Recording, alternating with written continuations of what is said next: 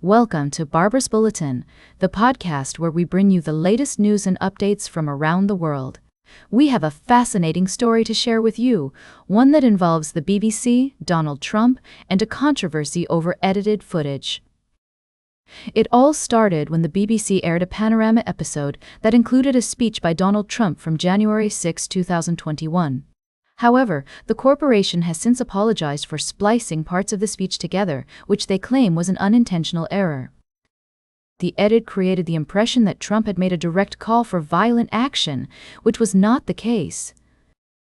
The controversy led to the resignations of BBC Director General Tim Davie and Head of News Deborah Turnus, and now Donald Trump is threatening to sue the BBC for between $1 billion and $5 billion.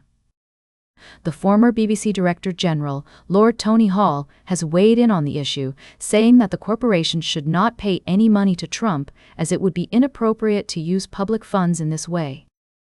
The BBC has published a correction and clarification statement, acknowledging the mistake and apologizing for any harm caused. However, Trump's lawyers are still pursuing legal action, with the former president stating that he has an obligation to sue the BBC to prevent similar incidents from happening in the future. This story raises important questions about journalism, ethics, and the responsibility of media outlets to accurately report the news. We'll be following this story closely and bringing you updates as more information becomes available. We'll be right back with more of today's top news on Barbara's Bulletin. Welcome back to Barbara's Bulletin. We're shifting gears now to the world of sports, where transfer season is always a topic of great interest and speculation. Today, we're focusing on VfB Stuttgart, a club that's been making headlines with its search for a new striker. According to recent reports from Stuttgarter Nachrichten and other sources, the list of potential recruits is growing, with several promising candidates being considered. At the top of this list is Arnaud Kalimuendo, who has had a challenging time settling in at Nottingham Forest after his move from Stade Rennais. A loan deal could be beneficial for all parties involved, but VfB Stuttgart faces stiff competition, including from Champions League clubs. This competitive landscape has prompted the club to explore alternative options. Other names on the shortlist include Thiage Dalinga from FC Bologna and Promise David from Union Saint-Gilloise. The club is also looking into Romeo Vermant from Club Brugge and Rafiu Duronsinmi from Victoria Plzen, as well as Milan Vukotic from Partizan Belgrade, who has been under intense scrutiny by the scouting team.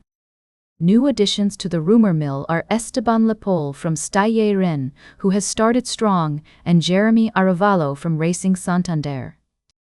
These developments come after VfB Stuttgart was unable to secure a direct replacement for Nick Woltemade, whose surprise sale to Newcastle United filled the club's coffers with $75 million. This significant influx of funds positions the club well for making notable signings in the January transfer market. Among the candidates, Romeo Vermont stands out as an intriguing option, given his background and potential. As we continue to follow these developments, it's clear that VfB Stuttgart is committed to strengthening its lineup with a skilled striker. The club's ability to navigate this competitive transfer landscape will be crucial in achieving its goals for the season. We'll keep a close eye on how these negotiations unfold and bring you updates as more information becomes available. Welcome back to Barbara's Bulletin. As we wrap up today's program, I'd like to bring you a couple of important updates from the world of business and finance. Firstly, in a significant development, the U.S. has cleared the way for bids on Lukoil's international business. This move is expected to have far-reaching implications for the global energy market. As we continue to navigate the complexities of international trade and diplomacy, it will be interesting to see how this story unfolds. In other news, U.S. retailers are adapting to a new era after the demise of the penny. The shift away from physical currency is a trend that's being observed worldwide, with many countries reevaluating their approach to coins and notes.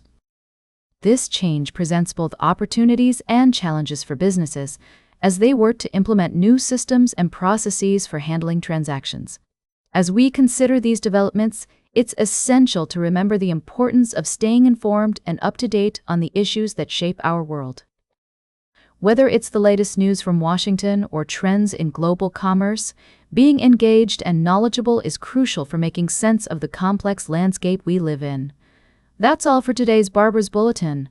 Remember to like, share, and subscribe, and until next time, stay engaged.